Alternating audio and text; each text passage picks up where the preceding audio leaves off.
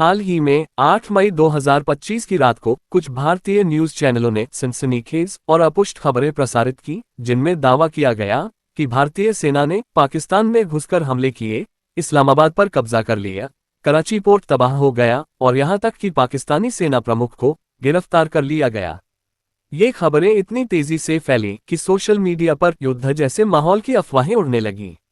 अगले दिन भारतीय सेना के अधिकारियों को इन खबरों का खंडन करना पड़ा और कुछ चैनलों को अपनी गलती स्वीकार कर सार्वजनिक माफी मांगनी पड़ी।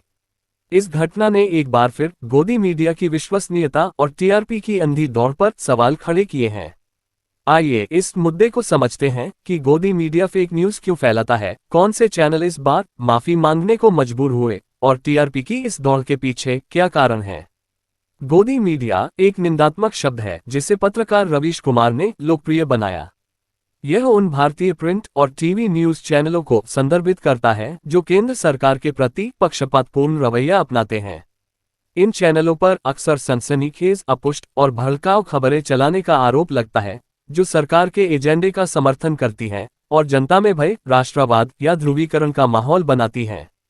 इन खबरों का कोई प्रामाणिक स्रोत नहीं था और भारतीय सेना ने अगले दिन इन दावों का खंडन करते हुए स्पष्ट किया कि ऐसी कोई कार्रवाई नहीं हुई। इसके बाद आज तक सहित कुछ चैनलों ने अपनी गलती स्वीकार की और फैक्ट चेक के जरिए वायरल वीडियो और खबरों को फेक बताया।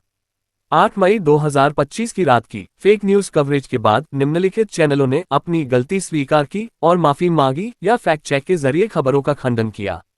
आज तक ने अपनी फैक्ट चेक टीम के जरिए वायरल वीडियो को फेक घोषित किया और स्पष्ट किया कि ऐसी कोई सैन्य कार्रवाई नहीं हुई। एबीपी न्यूज ने अपुष्ट खबरों को चलाने के लिए माफी मांगी और अपनी कवरेज को सही करने की कोशिश की। टाइम्स नाउ, नवभारत और जी न्यूज, इन चैनलों ने भी अपनी हेडलाइंस को वापस लिया और गलती स्वीकार की, हालांकि उनकी माफी को सोशल मीडिया पर पर्याप्त नहीं माना गया। हालांकि सुदर्शन न्यूज और टीवी 9 भारतवर्ष जैसे कुछ चैनलों ने माफी मांगने के बजाय अपनी कवरेज को सही ठहराने की कोशिश की, जिसके कारण उनकी आलोचना और बढ़ी। गोदी मीडिया का फेक न्यूज फैलाने का इतिहास पुराना है। कुछ उल्लेखनीय उदाहरण: 2020-21 किसान आंदोलन, कई चैनलों ने किसानों को खालिस्तानी और देशद्रोही बताकर बदनाम करने की कोशिश की बिना किसी ठोस सबूत के। रवीश कुमार ने इसे फूट डालने की रणनीति करार दिया। फेक टीआरपी घोटाला 2020, रिपब्लिक टीवी पर टीआरपी बढ़ाने के लिए दर्शक संख्या में हेरफेर करने का आरोप लगा, जिसके बाद इंडिया टुडे ग्रुप को भी सफाई देनी पड़ी। कोरोना काल में गलत सूचनाएं, कुछ चैनलों ने कोविड-19 के इलाज और वैक्सीन को लेकर अपुष्ट दावे किए, जिससे जनता में भ्रम फैला। सुशांत सिंह राजपूत केस 2020, कई चैनलों ने इस केस को सनसनीखेज बनाकर अपुष्ट कहानियां चलाईं, जिसका कोई ठोस आधार नहीं था। न्यूज चैनलों का खर्चा विज्ञापनों से चलता है और विज्ञापनदाता केवल उच्च टीआरपी वाले चैनलों में निवेश करते हैं। इससे चैनल सनसनीखेज खबरों की ओर भागते हैं। भारतीय दर्शक अक्सर भावनात्मक और सनसनीखेज कंटेंट की ओर आकर्षित होते हैं, जैसे युद्ध, आतंकवाद या धर्म से जुड़े मुद्दे। चैनल इस मांग को भुनाते हैं। सैकड़ों न्यूज चैनलों के बीच अपनी पहचान बनाए रखने के लिए चैनल एक दूसरे से आगे निकलने की होड़ में गलत खबरें भी चलाते हैं। टीआरपी के चक्कर में चैनल पत्रकारिता के नैतिक मूल्यों को भूल जाते हैं, जिसके परिणामस्वरूप फेक न्यूज का प्रसार होता है।